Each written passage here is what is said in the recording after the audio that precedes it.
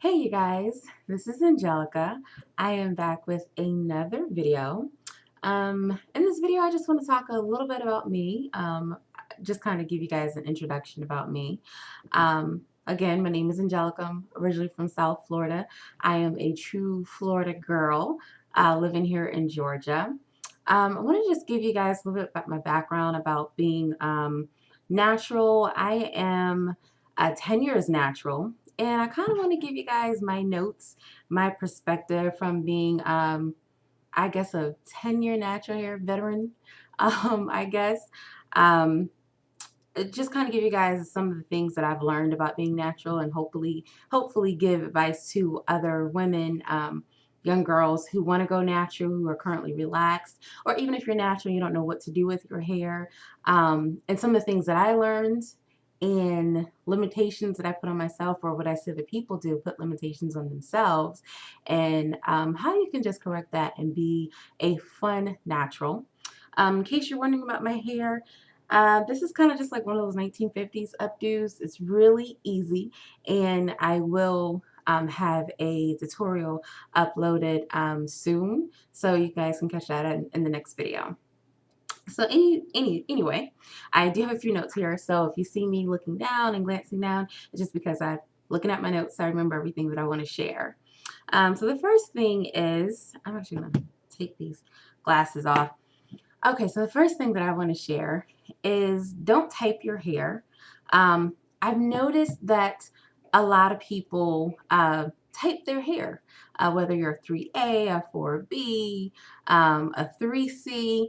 A lot of people type their hair, which means when you type your hair, you end up giving yourself limitations on what you can do with your hair. So let me just give you a little background about why I went natural. I remember I was watching TV and my mom's sister came into the room. It was an AT&T commercial with a girl with a puff on her hair. It was really pretty. And they just started talking, saying, hey, I really want to go natural. I want to be able to do that with my hair. And I was just like, what's natural? I was probably natural up until about 11. And then my mom relaxed my hair. And around this time, I was probably 15 or 16 years old when they were talking about it. And they were just like, you remember how your hair was before we relaxed it? It's like that. But it had been so long, I was just like, well, what would it look like? Matter of fact, I had to even question what is natural. It said you let your hair grow out without having a relaxer the way it normally grows. You know what I heard? I will no longer have scalp burns. You mean all I have to do is stop having relaxers and I don't have to worry about scratching my hair 2 weeks before I get it permed and I will no longer have burns? That's what I heard. I heard was I don't have to get perms anymore. That's what made me go natural. I kid you not. I didn't care about the hair texture. I didn't care about the styles. I didn't care about what I could or couldn't do with my hair. I didn't care if it laid down straight anymore or if it was up in the air. All I heard was, I will no longer have scalp burns. That is why I went natural. It wasn't about being healthy and this pro-black movement. I was pretty young. I'm seeing that a lot of people have gone natural probably within the last 5 years between '09 and '08. I went natural in '05. I was a junior in high school. So that kind of gives you a little hint to my age. I was a junior in high school. And I was just like, yeah, let's do it. So all I did was a transition because I didn't want to get a cut right away. So I transitioned for about 5 months. I had two textures. The only way I could comb it out was when it was wet, when it was still in the shower. I wore my hair in a lot of ponytails.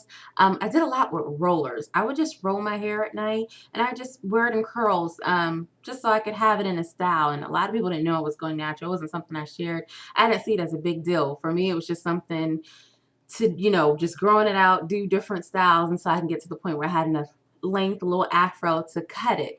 So I did it for about 5 months. And after five, I was going to do it for 6 months and I couldn't take it. I was like, Mom, take me to the shop. It's time. And she went before me. So right after her, right after, she went, I could kind of see what she did with her hair and these cute styles she was putting it in. So I was just like, yeah, it's time. I'm ready. Let's go. And I cut it, and I remember cutting it over winter break before I went back to school. And she was just like, "Oh my gosh, you look like such a big girl. You look like one of those girls that go through those changes in college, and they either get locks or cut all their hair off and just find themselves." And I was just like, "Wait, do you regret me cutting my hair?" She said, "Absolutely not. This is your choice. You do it. I'm proud of you. I just think you look so cute." And so I remember cutting my hair January 8th, 2005, right before going back to school. When I went back to school, it was just kind of like this big shock. Like, oh my gosh, you cut your hair and blah, blah, blah, blah, blah, blah. And so I had some friends that really supported. I remember just having just different guys, older gentlemen, young guys my age, especially young guys my age, just being so supportive of it. They were really encouraging. They were just like, "I'm so glad you did that. You look different. Like you stand out. You look like your own woman." It was just great. I didn't look like everybody else. I really stood out. I had some friends or associates who didn't like it, and then I had some friends who were very supportive. I got a lot of whys. Why did you cut it? And it was just simple. I'm tired of getting relaxes. I'm tired of having scalp burns. It wasn't later on until my through my journey I realized how much of an impact of having natural hair um, has such an impact on you yourself, but then on other people and how you can be an influence and how you don't realize that you're embracing such very much so a natural thing about you. For me, it was my skin tone. I'm very dark. I think I mentioned on the last video that I've got really good lighting in here, but I'm very dark skinned. I'll also upload some videos, pictures of myself later. And that was something else that I had to embrace about myself. And I think once I embraced that and just being okay with being dark skinned, I'm chocolate. I'm more than okay with it. I love it. Once I embraced that, then the next thing was hair. Mind you, again, hair was not a big deal to me. I really didn't know what to do with straight hair. It was just so plain for me. I didn't know how to style it, especially when my mom permed it at 11 and said, "Okay, you're gonna do your own hair." I was like, the hell? What you mean I'm gonna do my own hair? I didn't know what to do with it. I curled it a lot. I had breakage. I didn't know what to do with my own hair. So being natural, I had a little bit more creativity. I had a little bit more freestyle I could do in my hair, and it was simple. I didn't have to figure it out. It just was. So, my mom went before me. Probably a year or two, my sister went, and then my grandmother went. So you have three generations here. All of us went natural around the same time. It was actually pretty cool. And I didn't know about hair typing. I probably didn't know about hair typing until maybe 3 or 4 years ago. And I saw someone's video, and then later on, I researched it for myself to kind of figure out, well, what is it? If anyone is interested, again, I really don't know, but I think I'm probably a 4B or 4C when my hair is extremely wet. Mine is zigzags. I don't quite have curls when it dries. It kind of looks like coils. So that's if you're interested, but I'm telling you to not be interested in hair typing. Don't hair type your hair. And the reason I say that is because when you hair type, you limit yourself on the styles you can do and what you think you can't do. For me, I went by myself, so I just had to kind of play with my hair and experience it and to know for myself. I think when you don't type your hair, you have freedom. There are no limitations. You're out of the box. You can do whatever you want with your hair, and it's great. You decide what you can and can't do with your hair versus there being a textbook or resource saying, "Hey, 3A's can't do this, but 4C's can." 4C's get a lot of bad rap in the natural hair community. 4C's is like that hair that no one wants. And I just think that is so messed up. I remember seeing Julesy, shout out to Julesy. I love her YouTube. I think she's awesome. And what she was saying about the hair typing in the natural hair community. And 4Cs get a bad rep. It's like that grade of hair you don't want. Even in the natural hair community, it's that good hair versus bad hair. Before it was the good hair versus bad hair when it was relaxed versus natural. Now being in the natural community, we had that good hair versus bad hair. And that's just so jacked up. I have no other way to put it. It's just jacked up. And if you're newly natural, don't do that to yourself. Don't even bother looking it up. If you look it up for curiosity, but don't look it up because you're looking for your own limitations in your hair. Don't do it. Just learn your hair for yourself. Play with your hair. If you see a tutorial or just an idea of something you see in a magazine that you want to try, go for it. Try it. If you want to try a wash and go for it. Try it. And then you can learn for yourself what you can and can't do. So just a big um, advocate of not hair typing your hair. Learn your texture for yourself. And then the next thing, don't be a product junkie. There are so many of us who are product junkies. When I say that is a waste of money, um, like I know friends whose house I can just go shopping at. I don't have to go to Target or the hair store. I just go shopping at my homegirl's house and collect what I need because you don't need this, you don't need that. So again, here's the thing. Again, when that whole natural hair movement started in about 08, 09, it was just such a really big thing. Um, a lot of products hit the store, and a lot of products are still hitting the store that was dedicated to naturals. And I think that's a great thing, but of course, when it's supply and demand, you have these new products that are skyrocket high that's telling you this is going to work for your hair and that's going to work for your hair. And you really just don't know for yourself. And until you try it. But one of the things that I've learned, I'm sorry, let me finish that sentence. You really don't know to yourself until you try it. And then you don't want to try it and be disappointed that you spent 18 bucks on this bottle of conditioner that didn't do jack. So, one of the things for me that I learned, and I've learned this very quickly within my first year or two of being natural, was a lot of the products that worked for my relaxed hair worked for my natural hair. And then again, I didn't have a whole lot of products to choose from because there weren't a whole, I'm not saying that there weren't naturals out there. We have a lot of naturals out there. But as far as there being a movement where it seemed like 80% of the market, the market is now catering to natural hair. You didn't have that, 10 years ago. Everything was relaxed and dark and lovely and organic. So for me, a lot of my stuff that I use in relaxed hair worked for my current hair. The old school Marcel red wax.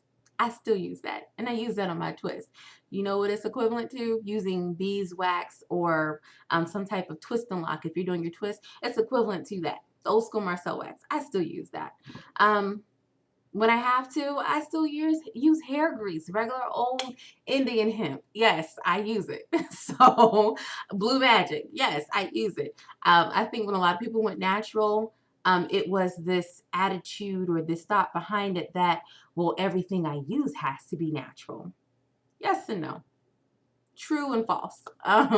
You can, if that's what you're about. If you're doing the entire natural lifestyle, then go for it. Yes, absolutely. But if it's just simply you are just simply just changing your hair to be in its natural state and you don't really care about what products you're using, as long as your hair is going to be healthy and fine, then use your old products that you had before. Don't go out and buy these all new expensive products just because it caters to natural hair, because a lot of people want to use these essential oils, and essential oils are expensive. And if your hair drinks oil like mine, a lot of naturals have dry scalps. That's just the gist of it. A lot of us have dry scalps because of the texture that we have. Our hair drinks oil, and it seems like our scalps are never satisfied. And when I have my times, especially during the summer or winter when my hair is like that, I pull out my old school grease and I will slather it down. Now, if you don't want to use the grease and you want to use something else, shea butter. Shea butter is a great one. You can make your own mixtures, or you can go out and buy someone else's that makes them. There are a lot of different shea butter mixtures that are out there, so there are ways to accommodate for that. So the gist of that is, if you're a new natural or you're thinking about it, or even if you've been natural for quite some time, but you have products that you love that you use and relax here, don't be afraid to use them, and don't be a product junkie. Once you learn what you like, stick with it. I pretty much know what I like. It takes me a while to really try to go outside my box to try something new. Even before Cantu Shea Butter got big, that was actually one of my staples. They did have that on racks, 3 4 years into me being natural, where I could go and buy that beauty supply. Now Shea Cantu is big. Everybody uses it. Now they've got, I remember when they just had that one jar, that leave-in conditioner, and or leave-in lotion, whatever that's called. And now they've got so many other products out there, which is great. But my thing is, don't get caught up in the hype. If you know what you like and you know it works with your hair, stick with it. That's gonna be less frustration for you, less and less waste of money. So don't be a product junkie. Fun with your hair. Be a fun natural. Don't be afraid to wear it out and be free. Um, I've met so many different types of women who are natural and young girls, and they just don't know what to do with it. Play around on YouTube, look up videos, look in magazines. I've gotten ideas from hair magazines and taken them back to friends of mine that were your homegirl stylist that does hair in the house and not necessarily in the salon. Take it back to your friends that know how to do hair and have them try it on you. You play with it. Learn how to do these flat twists and these braids and figure it out for yourself. A lot of people just kind of wear it in twists or wear it in buns. My first 7 years, all I did was twist my hair. That was it. I didn't do styles like this because I didn't know styles like this existed. I didn't know I could go out the box and try other things. I thought it was just either an afro or twists. And that's all I did. That was my hair game for years, just twisting it up. And I would style my twists, but that was about it. And then I wear them for a couple of weeks, take them down, wear it curly all over, wash it, and twist it back it up again. That was my routine for about 6 to 7 years. And then when YouTube came along, and a friend introduced me to different tutorials on here, I just started having a ball. So this kind of goes back to my first point. Don't limit yourself. You want to try something, try it. And if it doesn't work for you, modify it. Doesn't mean you can't do it. You just modify it. I don't know how many times I've seen a video where I couldn't figure out how to coordinate the back or how to get that flat twist down. Maybe I just did a regular roll up, just a regular twist to make it work for myself. So don't be afraid to be a fun natural.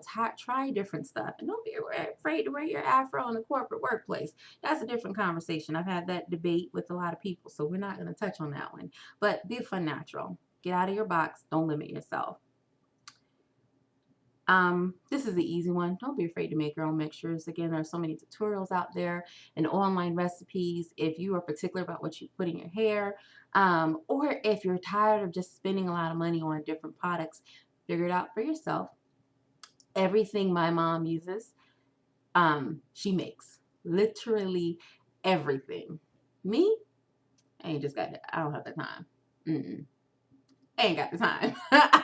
And partially, I don't want to. I like what I use. I do make my own shea butter mixture sometimes. Other than that, nah. I know what I like. I go and buy it. I get it. But my mom, she's very health conscious. She wants her stuff to be organic, so she makes everything. And for her, it's not an inconvenience. So if it's not an inconvenience for you, you want to be able to make your own products and just cater to your hair, your skin. Maybe you have a health issue, so you have to be particular about what you put in your body. Don't be afraid to try your own mixtures. There's so much out there. You pretty much can do any and everything that you want with your hair. Learn from your hair. Be comfortable in your own skin and who you are. No matter what order it comes in, be comfortable with you. And that really just more so applies to any and everything. Again, as I mentioned before, for me, it started with my skin, just being comfortable in my own skin. I've got family members who are light skin. Um, and for me, I don't know why I thought light skin was better. It really isn't. That whole divide in our community. And I didn't have divide in my household, or even amongst my family members. I didn't have that. But for some reason, I thought I was weird or different or strange because I had an older brother and sister who had my mother's skin tone, but I had my grandfather's and my dad's dark skin tone. I was just like, well, why don't I look like them? Like, I kind of felt like I was the odd man out. And my dad was just very encouraging. My dad was pretty simple. He would say, Angel, you're dark but beautiful. And as I got older, I learned to take the but out and was I'm dark and beautiful. But it took me embracing that. And it took him just saying something so simple that it was a repeat in my head, and I appreciated it. And this even goes back to the hair. Be comfortable with your natural hair. Embrace it, learn it, love it. And the rest of you will fall in place. Even if this is a new journey for you and you don't know what you're doing, just learn it and love it. Embrace it. whether it's your hair, your skin tone, whatever it is that you do, something that's about you.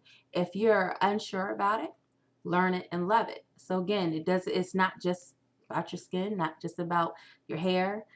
Whoever you are, be comfortable in the skin that you're in and wear yourself proudly. Be proud about who you are. So that is it. That's just some notes from a 10-year natural hair veteran. I just kind of want to share that and kind of give you an intro to me. I hope you've enjoyed this video.